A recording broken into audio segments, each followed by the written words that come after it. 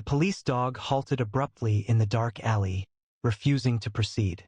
His handler had never observed him behaving in this manner, but when backup arrived and revealed the truth, every officer was left shaken. Here's what transpired. Now, before we delve into today's story, please leave a comment below indicating where in the world you're watching from. And if you enjoy remarkable police dog stories like this one, be sure to click that subscribe button. You won't want to miss what's coming next.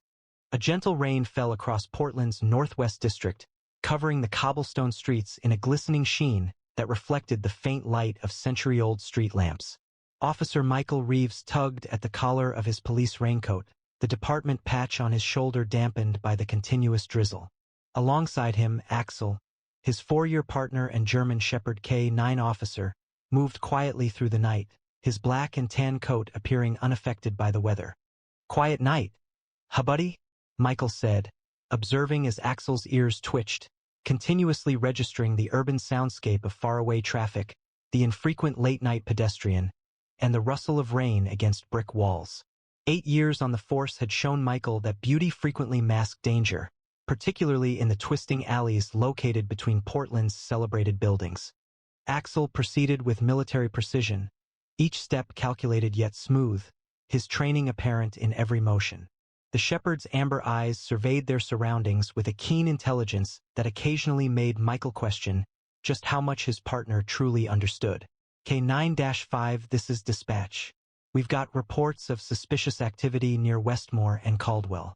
The caller mentioned unusual noises from the historic district, possibly from behind the old Harrington building. Michael activated his radio. Dispatch, K9-5 responding. We are 2 blocks away. We will investigate. Probably just the usual, Michael said to Axel, his voice low. Someone taking shelter from the rain. Maybe some teenagers thinking they found a good spot to hang out.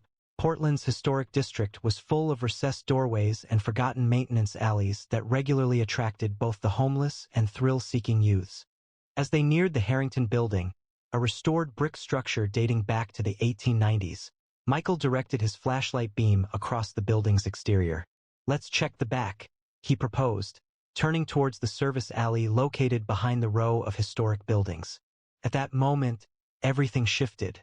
Axel's demeanor instantly changed.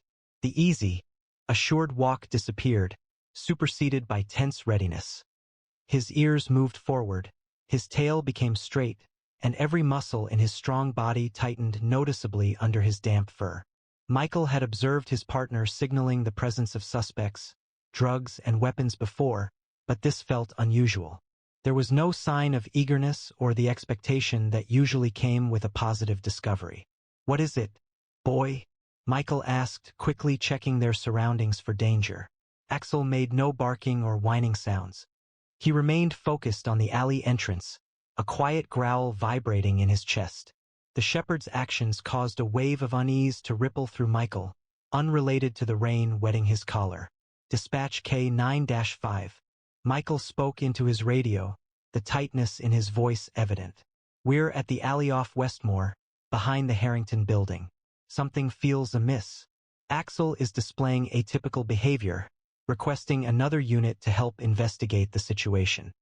The usually reliable dog took a cautious step backward, leaning against Michael's leg, a behavior he'd never displayed previously. In 4 years of confronting armed suspects, entering burning buildings, and traversing disaster scenes, Michael had never witnessed his partner show fear. The alley extended before them, resembling a tight canyon, bordered by the imposing brick walls of buildings erected in a different century. Metal fire escapes angled downwards along the building's walls, their stairs reflecting the faint light with a wet sheen. Michael's flashlight appeared to be absorbed by the surrounding darkness, failing to cut through it. "Axel, move forward," Michael ordered, his voice steady despite his rising apprehension. For the initial time in their collaboration, Axel paused before responding to a direct instruction. The shepherd advanced 2 hesitant steps into the alley, then halted abruptly, exhibiting not the watchful readiness of a dog sensing drugs or bombs, nor the defensive posture of one confronting danger. This was a wholly different reaction. Axel remained still, his form tense, his gaze fixed on something in the distance that Michael couldn't perceive. Michael recalled their training sessions at the academy. The instructor's words resonated in his thoughts. Dogs possess an ability to perceive not only what exists but also what is amiss, demonstrating a perceptive capacity that surpasses human comprehension. Should your K9 partner display behavior you have not previously observed, be vigilant. It could potentially save your life. Dispatch requesting immediate backup at my location. K9 is exhibiting unprecedented behavior. Something's very wrong here. Copy that. K95. Units 12 and 17 are responding. ETA 4 minutes. The sound of boots impacting puddles signaled the arrival of backup. Raindrops clung to officers Layla Torres and Keith Mercer as they stepped forward, their tactical flashlights illuminating the gloom. What's the situation, Reeves? Torres inquired, her hand naturally positioned on her holstered weapon as she surveyed the alley. It's Axel, Michael responded, indicating his motionless partner. We were answering the suspicious activity report when he simply halted. He won't advance, he won't go back. I've never witnessed him behaving this way. Mercer's eyebrows lifted in disbelief. We hurried here because your dog became startled? Could have been anything, another animal, an unusual odor. It's impossible to say. That's the point, Michael stated directly. Axel doesn't become startled. Not by animals, not by suspects, not by anything we've seen before. This is unlike anything we've experienced. The officers systematically searched the accessible area of the alley, checking behind dumpsters and inspecting doorways. Nothing apparent, Torres said after a few minutes. There were no indications of forced entry, no people present, and no apparent dangers. Almost immediately after, Axel emitted a quiet whine, a sound so unusual that the three officers became alert. The shepherd subtly changed his position, still hesitant to move forward, but now actively opposing Michael's mild attempts to guide him back to the road. We ought to report this as a false alarm, Mercer proposed, but he seemed unsure. Perhaps we should have Axel examined. Michael remained steadfast. We need to investigate further. Axel is never incorrect, merely sometimes anticipating what we comprehend. Could we have thermal imaging deployed here? The thermal imaging unit was received by Officer Dawson, the department's technology specialist. Rain fell on the equipment's protective case as he meticulously assembled it near their patrol vehicles. You're fortunate I was already in the field, Dawson stated, while calibrating the device. What precisely are we searching for? Anything unusual? Michael asked, looking back at Axel, who stayed in the same motionless state. He listed possibilities: people concealing themselves, surprising heat signatures, structural irregularities, anything that could account for Axel's reaction. Dawson agreed, lifting the thermal viewer to survey the alley. That's strange, he said softly, modifying the device's settings. I'm detecting cold areas alternating with warm areas further into the alley, which isn't typical heat distribution. The three officers proceeded cautiously, with Dawson consistently observing the thermal imaging device. Approximately 60 feet into the alley, the scanner detected a notable temperature difference close to the ground. At that point, Dawson indicated a section of wall partly hidden by a dumpster. He noted that area displayed an unusual thermal pattern, showing cold spots that were unexpected. Michael then shone his flashlight to the spot Dawson had shown. Initially, it seemed like a standard section of the building's foundation. However, a more careful look showed slight variations. The bricks didn't align with the primary wall's design, and a narrow line indicated what seemed to be a maintenance entrance. That's not documented in any of the building plans I've reviewed, Mercer stated, shifting the dumpster to gain a clearer perspective. And look at this. The beam of his flashlight revealed new scuff marks on the ground, indicating the recent movement of the large dumpster. The maintenance door's lock displayed indications of being forced, and the settled dust had been disrupted. Michael noticed something additional. A small symbol was etched into the metal frame of the door. It wasn't graffiti, but rather a carefully and deliberately created design. A circle encompassed a stylized eye with emanating lines. We need to document this, he stated, taking photos with his department-issued phone, and to call in additional units. Dispatch, we've located a concealed entrance showing signs of recent activity. requesting Detective Division and additional backup for further investigation. Copy that, Unit 17. Detective Division notified. Be advised, Detective Wright is responding personally. Detective Marcus Wright arrived 20 minutes later, his weathered face serious beneath the brim of a rain-speckled fedora. Wright, at the age of 53, held legendary status within the department. His 25 years of experience had fostered a nearly uncanny knack for linking seemingly unrelated pieces of evidence. I've witnessed this previously, Wright stated softly, gesturing above the carving without making contact. 3 cases within the past year, all related to trafficking activities. These are highly developed operations. The warrants have been approved. We are proceeding with complete tactical authorization. Drawing on patterns from comparable operations, this entrance probably connects to a tunnel system situated under the historic district. Several of these buildings originate from the 1890s, and the subterranean network was substantial, largely lost to memory until criminals located it again. The maintenance door gave way to specialized entry tools, exposing a confined stairwell leading downwards into darkness. A stale odor of aged brick and motionless air rose from below. Wright instructed Reeves, "Your partner remains here with Torres." Given his reaction, he added, "I don't want to risk." He was interrupted by Axel's sudden movement. After almost an hour of complete immobility, the shepherd padded forward, pausing at the entrance to the stairwell. His earlier fear appeared transformed into determined purpose. "I believe he wants to lead," Michael said, surprised by the change. Wright considered this. "Your call, officer. You know your partner best." The initial descent was spearheaded by Axel, with Michael, Wright, and 4 other officers following. Their flashlights revealed a passage that had undergone recent renovations. The original brick walls were reinforced with contemporary metal supports, and electrical conduit was installed along the ceiling, while the floor had been cleared of any obstructions. "Someone has invested resources here," Wright noted. "These aren't just casual trespassers."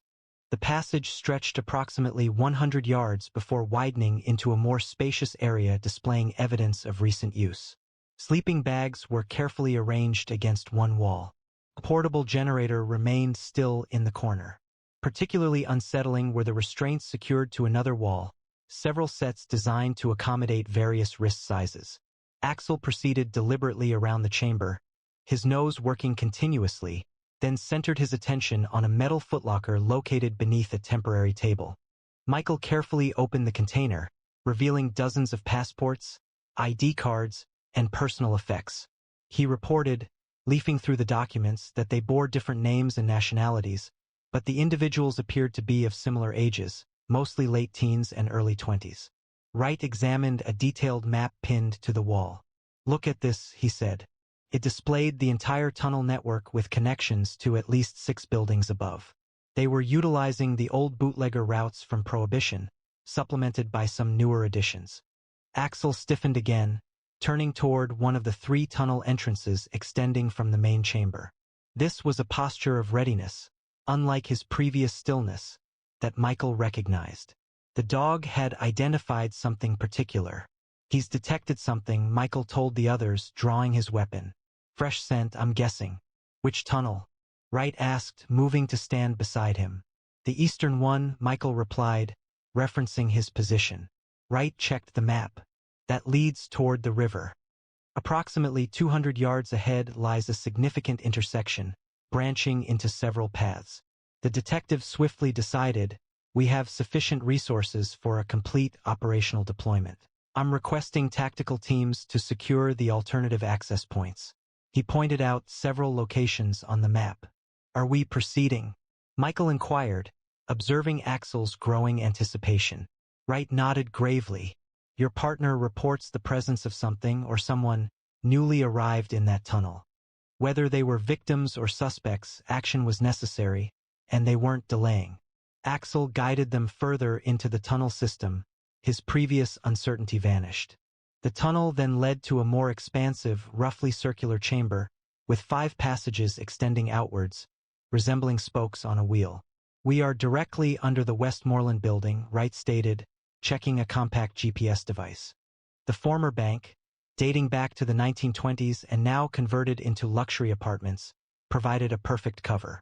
Residents were constantly coming and going at all hours, and no one questioned deliveries or service visits. Axel circled the chamber, his nose working overtime, before settling precisely between two of the outgoing tunnels. This alert posture indicated he had found what he was searching for, but could not pinpoint a specific location. Both passages Michael interpreted with the sense originating from both directions. Wright divided their small team. Mercer, you and Jefferson proceed along the right passage with Reeves and Axel. Henderson and I will take the left, maintain radio contact every 2 minutes, and initiate an immediate call if you discover anything. The passage gradually widened again, indicating signs of more extensive renovation. After approximately 100 yards, they arrived at another chamber, this one clearly designed for human occupation. This room differed from the initial one they found. It had been transformed into a regulated environment. Sections separated by lockable doors ran along one wall. A complex computer system was situated on another. Filing cabinets, a medical examination table, and recording devices finished the unsettling display. Jesus, Mercer said, observing the scene. What the heck is this place? Michael remained silent, observing as Axel carefully examined the room, indicating particular cabinets and locations. Following his partner's direction, Michael located several passports and identification papers, each bearing different names but featuring identical photographs. Even more unsettling were the medical records, containing detailed examinations, blood analysis, and psychological evaluations. They're manipulating people here, Michael stated at last, the weight of realization dawning on him. Assessing them, establishing new identities, and readying them for the future. Jefferson had opened one of the file cabinets. Sir, you need to see this. The drawer held numerous folders, each marked with a name, date, and destination code. Affixed to each file was a photograph of a young person, most appearing frightened, disoriented, or unnaturally sedated. This isn't just trafficking, Wright stated from the doorway, having rejoined them after exploring the other passage. This was a complex operation. He displayed a leather-bound journal. Financial records were discovered in the other chamber, revealing millions of dollars in transactions. Axel persisted in his careful examination of the chamber, finally settling in front of a metal door located at the far end of the room. Another guarded location. This door differed from those previously found. It was heavier, secured with a modern electronic lock instead of a traditional deadbolt. There are people behind that door, Michael said, moving to join his partner. Wright examined the lock system. High-end security. They're keeping something valuable in there. Or someone, Mercer added. The detective pulled a specialized electronic bypass tool from his tactical vest. Standard override should work. Everyone ready? We don't know what's on the other side. Weapons drawn, the officers positioned themselves as Wright bypassed the security system. With a pneumatic hiss, the substantial door swung open, presenting a striking difference from the functional areas seen before. The room beyond enjoyed climate control and featured costly leather sofas, antique rugs, and modern artwork. A bar was situated in one corner, filled with high-end spirits. A large window seemed to dominate one wall, although the area visible through it was presently unlit. Wright approached a control panel located close to the viewing window. It wasn't a club, it was an auction house. He activated a button, revealing the space beyond the glass. The connected room held a small stage, encircled by theater-style seating accommodating roughly 20 people. Multiple camera angles were covered by mounted cameras, and a podium was positioned at the stage's center. They're selling them, Michael stated, the words tasting like bile in his mouth, selling people to the highest bidder. Axel maintained his alert posture. Without a doubt, his focus had heightened, his gaze moving from the auction room to a second door located at the far end of the VIP lounge. This second door opened into a hallway containing 6 rooms extending from it. Each room was compact, furnished with just a bed and minimal amenities. 5 remained unoccupied, but the 6th, call medical now, Michael instructed as he stepped into the last room. 3 people rested on thin mattresses, 2 young women and a boy who appeared to be no older than 14. All were unconscious, but alive, with intravenous lines connected to their arms from medical bags suspended on portable stands. Sedated, Wright observed, verifying one woman's pulse. The pulse was strong and steady. They would remain under sedation until transport or, he looked back towards the auction room, his expression tightening until they were sold. Michael heard updates from the tactical teams through his radio as they secured additional access points within the underground network. Early information showed that at least 2 suspects were caught attempting to escape via a service exit 4 blocks away. The medical team had just reached the 3 victims to provide care when Axel abruptly stood up, fur bristling. This was not his warning for discovering evidence or even sensing a concealed individual. This served as the initial response, a consequence of an urgent danger. Prior to any action, Axel rapidly entered an unmapped tunnel, his speed requiring Michael to run to maintain visual contact. "Axel, wait," he called, drawing his weapon while running. Correct, potential suspects were in motion. The tunnel made a sharp turn, dividing into smaller passages that indicated recent activity. Michael listened for Mercer and Wright's footsteps as they followed, the sounds bouncing off the walls of the underground maze, but his attention stayed fixed on Axel's quickly fading figure in front. The shepherd moved through the twisting passages with steadfast confidence, making turns without pause. Ahead, Axel's barking resonated back to them, shifting from the controlled quiet of tracking to the sharp warning that indicated he had trapped his target. The passage ended with a rough wooden staircase ascending to a trapdoor. Axel stood at the foot of the stairs, intently observing the ceiling, barking with great force. The trapdoor above them moved slightly, revealing a narrow beam of faint light around its perimeter. Axel's barking grew louder. Rather than opening completely, the trapdoor shut abruptly, accompanied by the noise of a substantial object being pulled across its surface from above. The sound of hurried footsteps faded, accompanied by worried voices. "They're running." Michael began climbing the stairs, but Wright seized his arm. "Wait," he cautioned. "They could be setting a trap." Simultaneously, a quiet electronic beep came from above, followed by the noticeable hiss of gas being emitted. "Back," Wright commanded. "Everyone evacuate this area. Immediately." They retreated, just as a poisonous cloud started to leak through the spaces around the trapdoor. Axel guided them to a point 30 yards behind, where the air was still clean. "CS gas likely," Wright stated. "They're attempting to impede our progress." Jefferson's radio emitted static. The perimeter team was reporting activity at the Sentinel building. 2 suspects were observed leaving through the loading dock, proceeding east on foot. Michael, without awaiting verification, followed his partner, relying on Axel's judgment instead of conventional reasoning. The constricted passage appeared to twist unexpectedly, scarcely wide enough for the officers to pass through in sections, yet it kept a consistent diagonal path. "Clever dog," Wright observed as they reached a broader passage that rose sharply upward. "This has to be an original bootlegger route, not documented on any of the current maps." The passage ended at a corroded iron ladder, leading to a round hatch above. Michael ascended first, exerting force against the substantial cover. The mechanism resisted briefly before yielding with a groan of protest, exposing the interior of what appeared to be an abandoned mechanical room. "We're in the basement of Arlington Place," he reported back, recognizing the distinctive marble flooring visible through a partially open door that's directly across from the Sentinel building.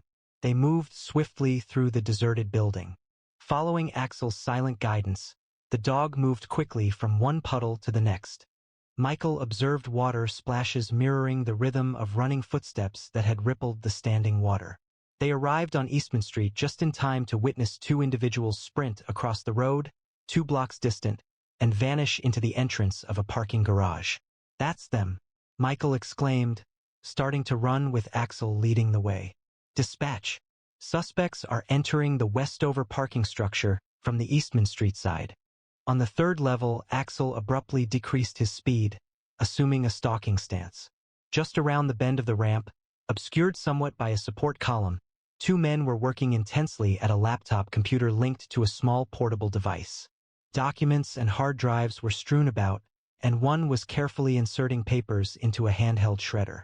"Police, don't move," Wright announced, appearing with his weapon raised.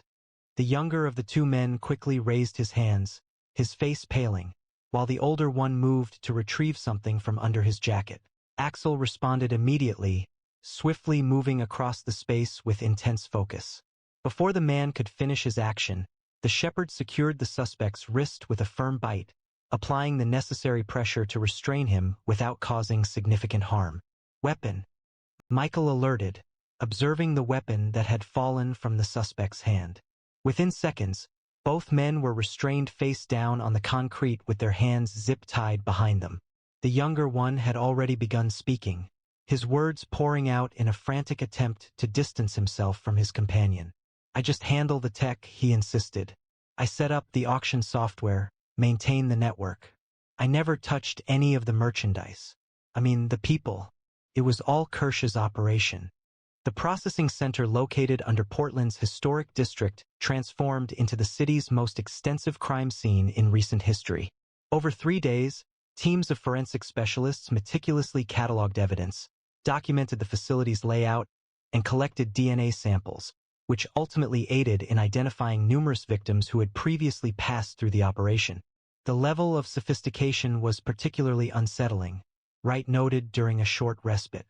"The majority of trafficking operations we disrupt are spontaneous and lack organization. This operation, however, functions similarly to a Fortune 500 company, exhibiting a corporate structure, quality control measures, and customer service protocols." The victims were regarded as commodities, possessing defined specifications and warranties. The 5 rescued victims were transferred to a specialized trauma center, where medical professionals experienced in trafficking cases are working to stabilize them physically while initiating the significantly longer process of psychological recovery. Wright told Michael that the youngest one was speaking. Just briefly, but it provided a timeline. She had been abducted 6 days ago in Seattle, survived the initial processing, but hadn't yet appeared in their auction catalog. The evidence, obtained from the suspect's laptop, proved to be even more valuable than expected. The documents held more than just customer details and financial data. They included communication records connecting the Portland operation to related sites in Vancouver, San Francisco, and extending eastward to Chicago. "International task forces are already targeting 3 locations based on our intelligence," Wright stated. "The plan involves coordinated raids and simultaneous action to avoid alerting any warning systems." Regarding the symbol discovered, the eye with the radiating lines, Wright confirmed that it represents their branding. "This pattern has emerged in previous instances, though we didn't grasp its meaning at the time. We now recognize it as a marker for their high-end product range, a designation they use, not one I would apply." His reaction clearly showed his displeasure. Each line signifies a distinct service they provide. The largest operations possess the highest number of lines. The one discovered had 7, the greatest number we've ever recorded. 1 week later, Michael and Axel resumed their standard patrol duties.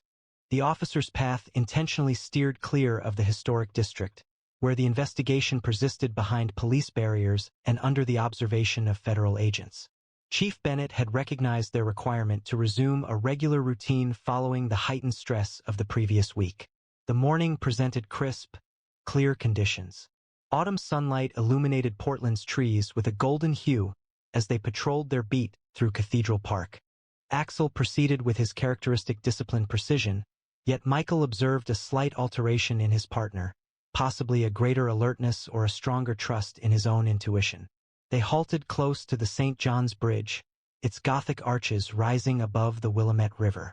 Michael released Axel's leash, granting him a short respite in the grass while remaining vigilant about their environment. "You change things, he said softly to the shepherd. "It wasn't just concerning those 5 we located, but for hundreds more. They would never meet."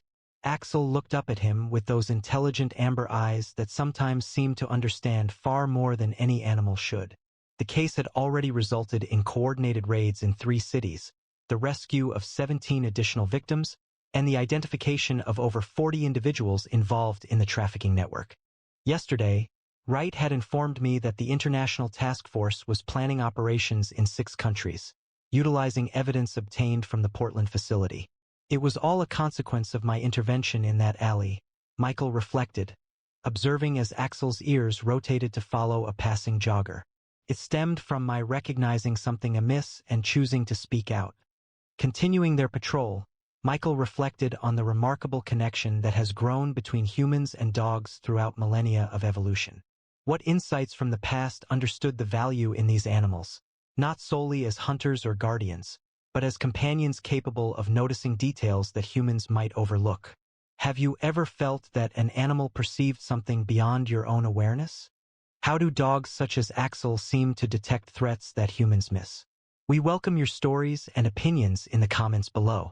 Do you think the connection between canine officers and their handlers extends past training, potentially reaching a level beyond our complete understanding? Please share your thoughts with our community. If this story of Axel's extraordinary discovery moved you, don't forget to subscribe and turn on notifications so you never miss another tale of remarkable canine heroes.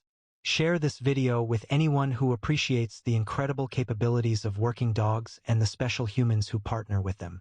Check out our previous canine stories appearing on your screen now, and we'll see you again tomorrow at the same time with another brand new video. The funeral was silent, heavy with grief until the police dog acted. He jumped onto his handler's casket, and his subsequent actions left the entire room in tears. Here's what happened. But before we get into today's story, drop a comment below telling us where in the world you're watching from. And if you love extraordinary police dog stories like this one, make sure to hit that subscribe button. You won't want to miss what's coming next. The October morning arrived gray and somber, as if the sky reflected the sadness of those assembled at Oakwood Memorial Chapel. A cool breeze stirred the nearby maple trees, their crimson leaves sometimes detaching to briefly swirl, before landing on the gravel pathway where numerous police cruisers were arranged in precise formation. Within the chapel, the atmosphere was thick with the combined fragrances of polished wood, floral displays, and the palpable stress of shared sorrow. Officers in dress blues occupied the pews, their badges adorned with black mourning bands. Their faces, typically hardened by years of service, visibly strained to remain composed as they observed the flag-draped casket at the room's front. Officer Michael Mike Reeves, 34 years old and an 8-year veteran of the Riverside Police Department, a recipient of 2 commendations for bravery, rested silently within the wooden box. An official portrait, positioned on an easel next to the casket, depicted a man with keen hazel eyes and a gentle smile that didn't fully convey a solemn demeanor. In the front row, Mike's parents were seated, visibly burdened by the sorrow of outliving their son. His mother held a handkerchief, while his father, a former officer, gazed forward. Next to them, Mike's sister Elaine dabbed at tears that appeared unending, her shoulders shaking with each inhale.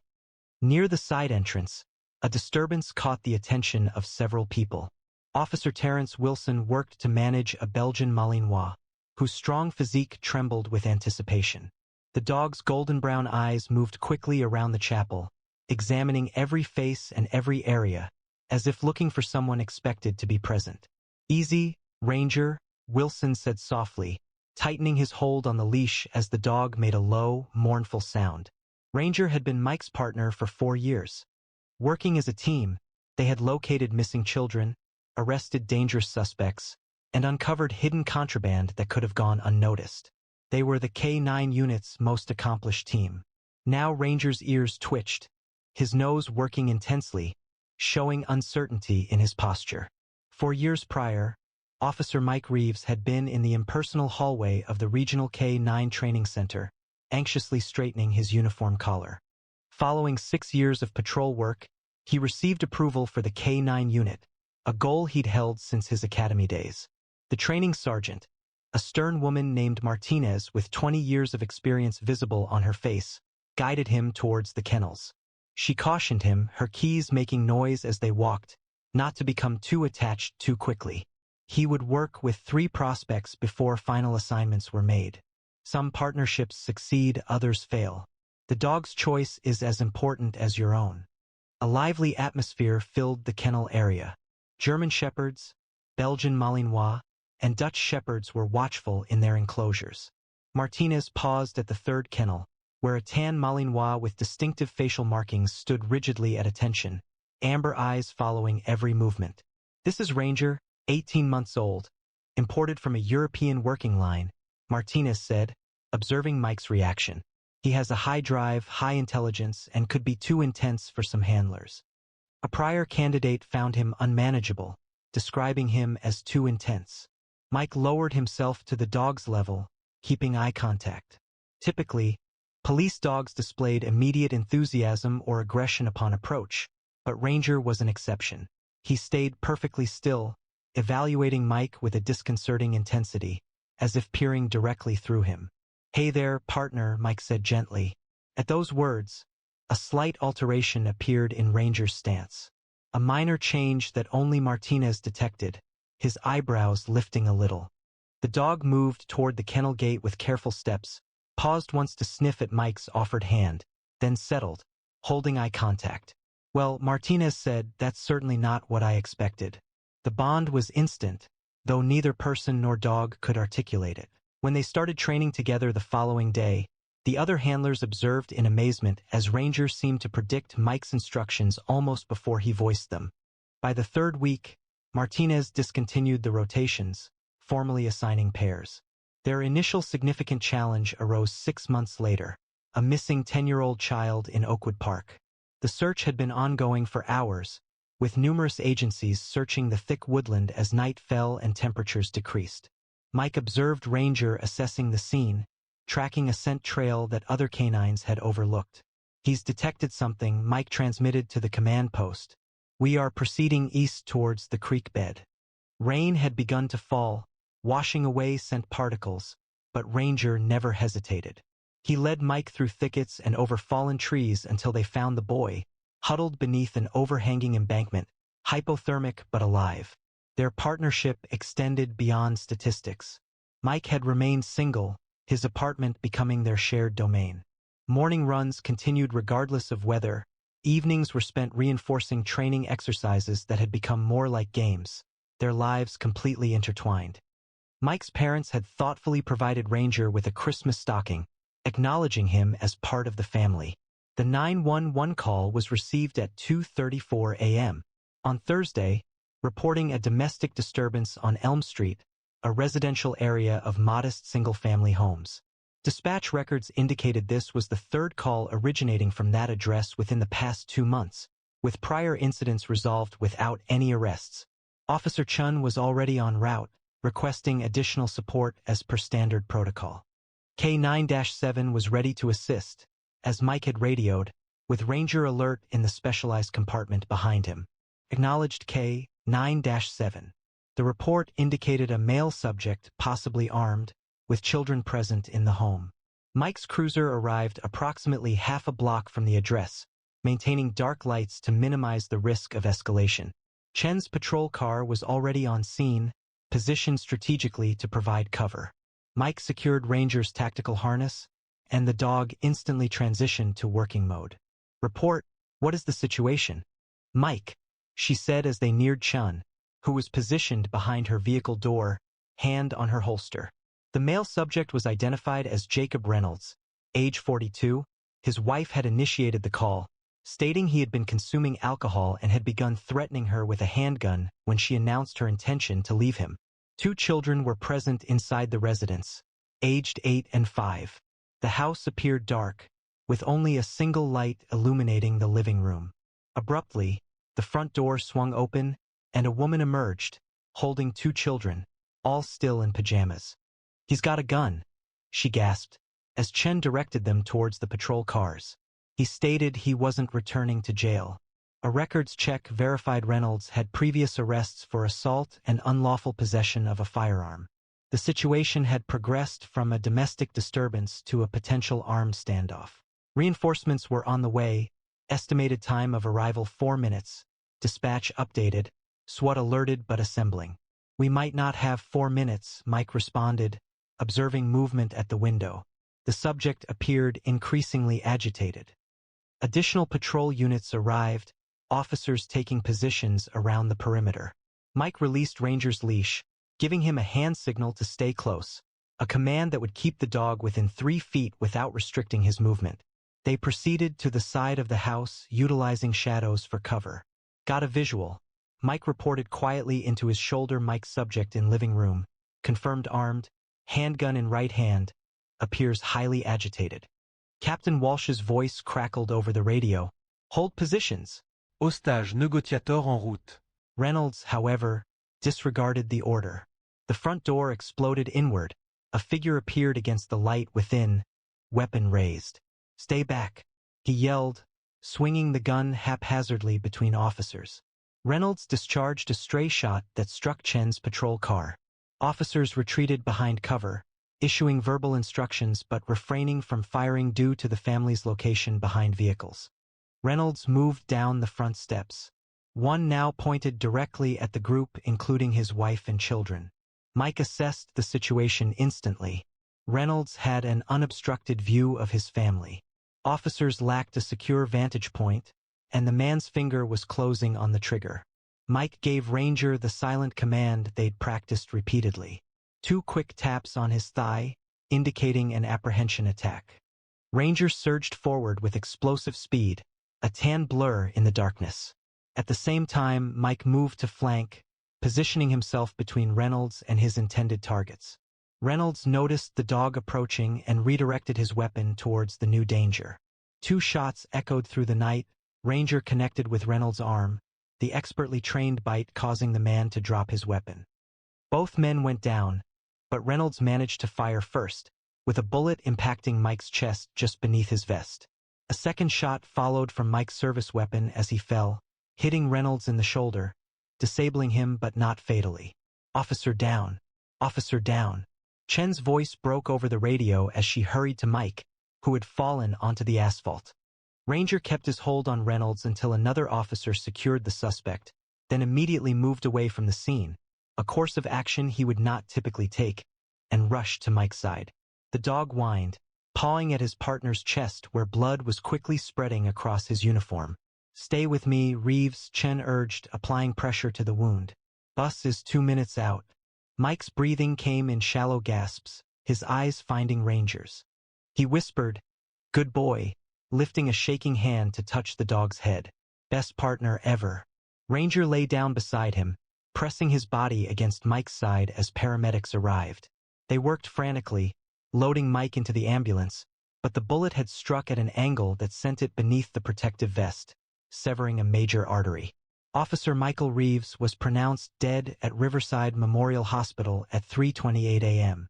While emergency personnel desperately attempted resuscitation, Ranger stayed in the emergency room hallway, with Officer Wilson holding his leash. The dog's eyes remained fixed on the trauma bay doors. When the doctor finally came out, shaking his head, Ranger appeared to comprehend before any words were spoken. His body drooped, the confident stance faltering as a howl began, a sound so intense, so resembling human sorrow, that seasoned emergency staff averted their gaze. Inside the chapel, the funeral service had commenced. Chief Roberts moved to the podium, his usual strong demeanor tempered by sorrow. Officer Michael Reeves represented the epitome of what it means to serve in the badge. He began to speak, his resonant voice firm despite the emotion evident in his eyes. During his 8 years of service, he demonstrated consistent courage, compassion, and dedication to this community. Nearby, Ranger's restlessness grew. Wilson held the leash securely, yet the dog's attention remained fixed, focused on the casket where his partner rested. The chief noted that Mike's devotion to his canine partner, Ranger, had forged one of the most successful teams in our department. Together they were credited with over 200 successful operations, saving countless lives and enhancing the safety of our community. Mike's mother wept softly, comforted by her husband's embrace. His sister Elaine remained stiffly beside them, sometimes touching the canine unit pin Mike had given her last Christmas. Captain Walsh then stepped to the podium, recounting a memory of Mike's first day on patrol. He arrived 30 minutes early, his uniform so impeccably pressed it appeared it could have cut paper. Walsh remembered, prompting a few sorrowful smiles. When I inquired about his promptness, he stated, "My dad always told me if you're on time, you're already late." Mike consistently exceeded expectations. As personal recollections transitioned into the official ceremony, Ranger displayed increasing signs of distress. The dog breathed rapidly, adjusting his posture, and kept his gaze fixed on the casket. Wilson worked to manage the situation, understanding the importance of the moment, yet obligated to ensure order throughout the service. The department chaplain commenced the religious segment of the service, his words of comfort seeming inadequate given the sight of a flag-draped casket and a room filled with grief. Though Officer Reeves walks through the valley of the shadow of death, he fears no evil, the chaplain stated. At these words, Ranger emitted a low whine that resonated through the quiet chapel, and several heads turned, with expressions of understanding rather than annoyance appearing on their faces. The service continued with the presentation of Mike's badge and service weapon to his parents. The department's bagpipe player moved to the front, the poignant melody of Amazing Grace echoing through the chapel. As the bagpipes ceased, a quiet stillness settled over the chapel. The funeral director walked to the podium, ready to provide directions for the procession to the cemetery. Prior to speaking, Ranger's demeanor changed significantly. The Belgian Malinois froze, his body trembling as if electrified. His eyes fixed on the casket widened. His breathing quickened, nostrils flaring as he perceived something only he could detect. Every muscle in his powerful frame tensed, coiling like a spring. "Something's wrong," Wilson whispered to Martinez, tightening his grip on the leash. "He's never acted like this before." Martinez recognized the signs. "That's not aggression," she whispered back. "That's recognition." At that moment, Ranger initiated his action with a swift advance that surprised Wilson. The dog broke free of the leash held by his handler. Multiple officers reacted to try and stop him, but Ranger was too quick. His actions were deliberate and purposeful as he sped down the central aisle.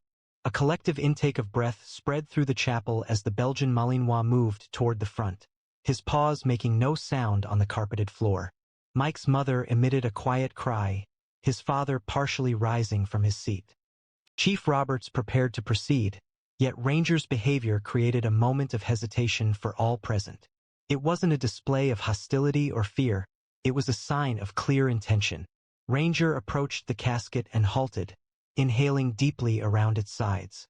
Then, with the same effortless skill that had distinguished him during his service, he jumped up, his front paws landing softly on the casket's rim. For a brief instant, he maintained his balance there, his amber eyes assessing the gathered mourners as if awaiting consent. There was no movement and no sound. A hush fell over the entire room. Ranger, with deliberate motions, pulled himself completely onto the casket, his nails producing the faintest clicking sound on the polished wood. The American flag covering the casket moved a little under his weight. The dog turned once, then positioned himself on top of the casket, directly above where Mike's chest would be. "Oh my God," Elaine whispered, tears flowing down her face. Ranger lowered his head, pressing his nose against the wood. He took a deep breath, then released it in a trembling exhale that appeared to hold all the grief imaginable. His ears pressed against his head as he whined, a sound so sorrowful it seemed to permeate the very walls. "Should I?" Wilson began, taking a tentative step forward. Captain Walsh raised a hand, halting him. "No," he said softly, "let him be." The dog's behavior shifted from active to observant. He assumed the familiar alert stance he had held many times in the patrol car, watchful, protective, prepared. His gaze moved across the room as if still performing his duties, still safeguarding his partner.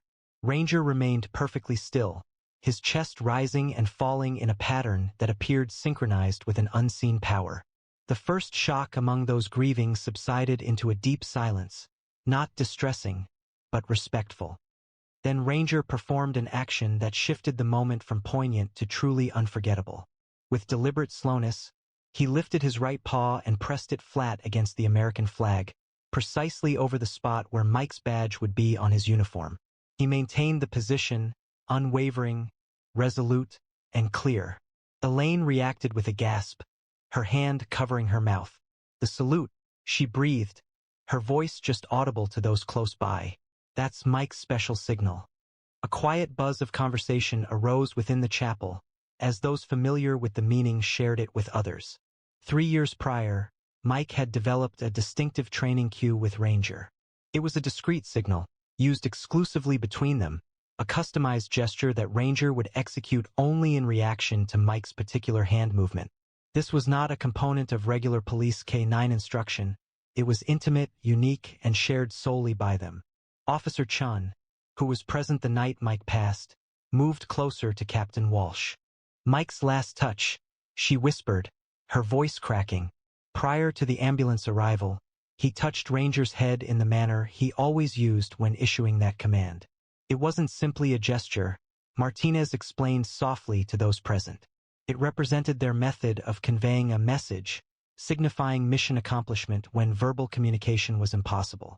I have never observed another team exhibiting such a profound connection. As Ranger held the salute, his gaze remained steady and observant, as if anticipating additional direction.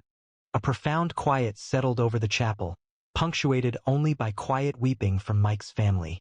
Mike's father rose abruptly, his action capturing everyone's attention. The former officer moved toward the casket deliberately, maintaining a dignified posture despite the sadness visible on his face. He halted near Ranger, standing respectfully without touching the dog. Then, with careful control, he performed a formal police salute.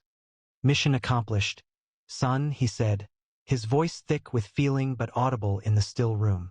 One by one, each uniformed officer in the chapel stood and repeated the gesture, a multitude of salutes recognizing not only their deceased comrade, but the connection they were observing. Even civilian mourners rose, palms on their chests, accepting something beyond common comprehension. Ranger maintained his posture for a few more seconds, then gradually lowered his paw. He adjusted his position near the casket, turning to look at Mike's father.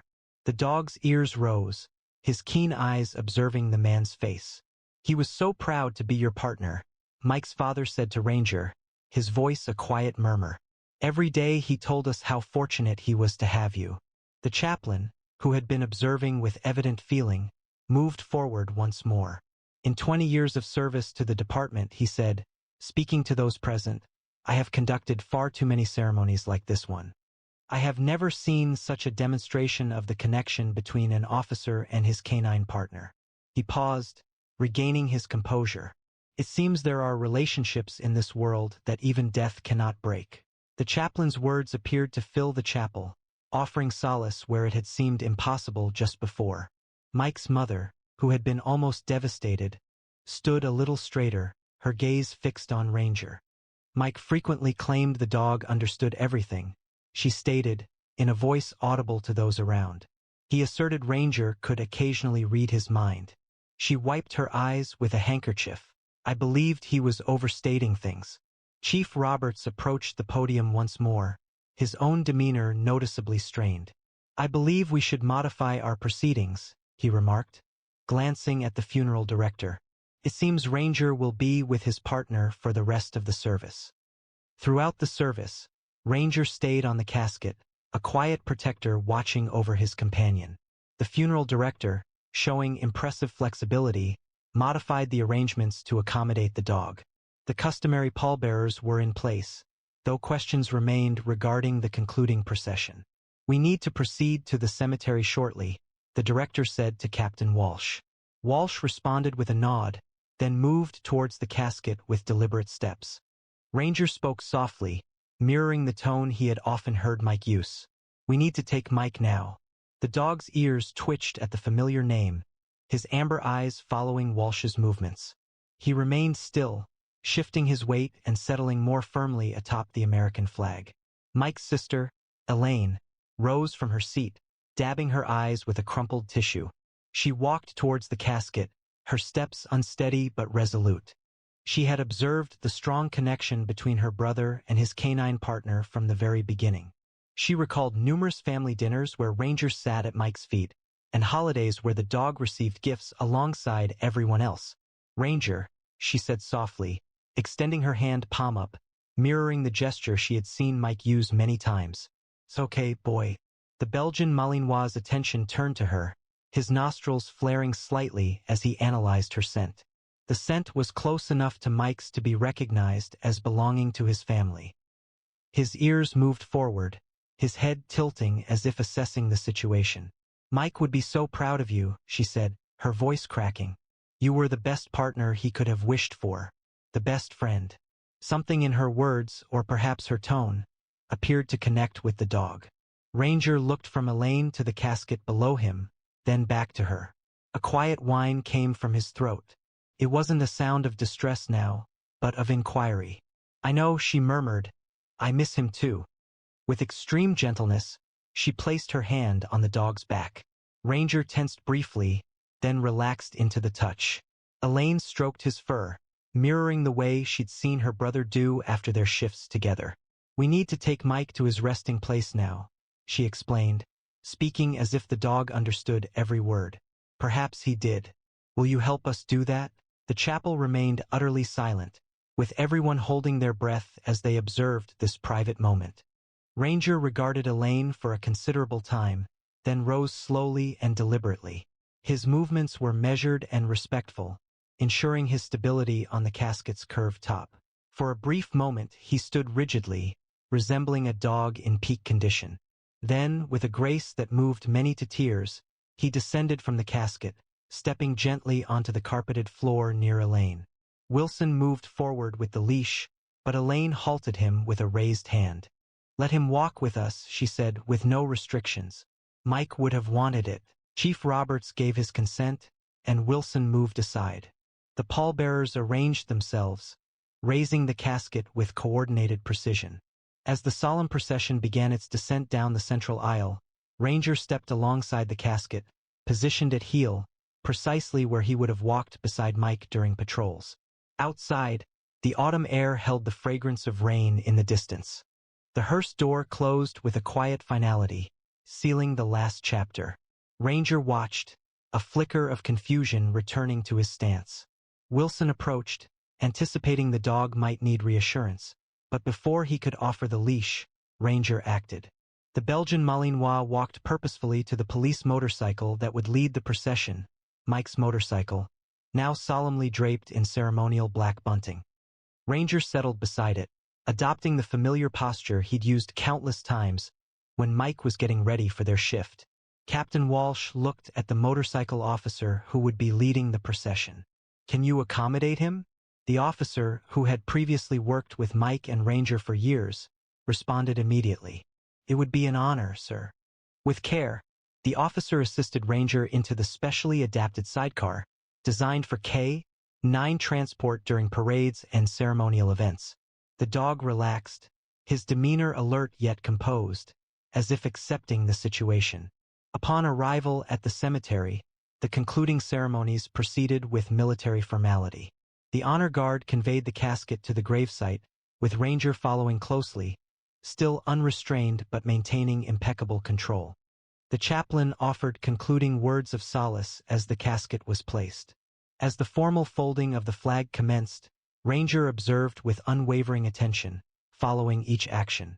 The carefully folded triangle was given to Mike's mother, who held it close. Next, the rifle salute occurred, 3 volleys that echoed through the autumn air. Ranger reacted slightly at the initial shots, but remained in position. By the 3rd volley, he remained perfectly still at attention, seemingly acknowledging the respect being shown.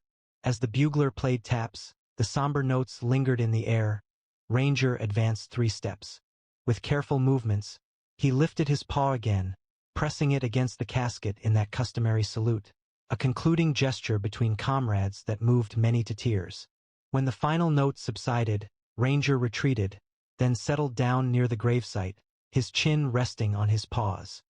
He remained steadfast until the last mourner had left. The cemetery gradually emptied, with mourners departing in small groups, many taking a moment to look back at the striking scene. A devoted dog kept watch near his partner's final resting place. Mike's family were the last to leave the gravesite. His father knelt beside Ranger, placing a calloused hand on the dog's back. You'll always have a home with us, boy, he said, his voice thick with feeling. Mike would have wanted us to support one another at this time. The Belgian Malinois looked up at him, its amber eyes reflecting a depth of understanding that went beyond the boundaries of species. He shifted a little closer, acknowledging the bond, then turned his attention to the casket now being placed in the ground. Captain Walsh came forward, taking off his formal hat and holding it to his chest. He stated that the department had considered Ranger's future. Traditionally, canines are retired after their handlers pass away. Mike's mother looked up sharply. He was too young to retire. Too skilled. Walsh nodded. That's what we believe as well. With your permission, Officer Wilson has volunteered to become Ranger's new handler. They already share a connection, and Wilson initially trained with Mike.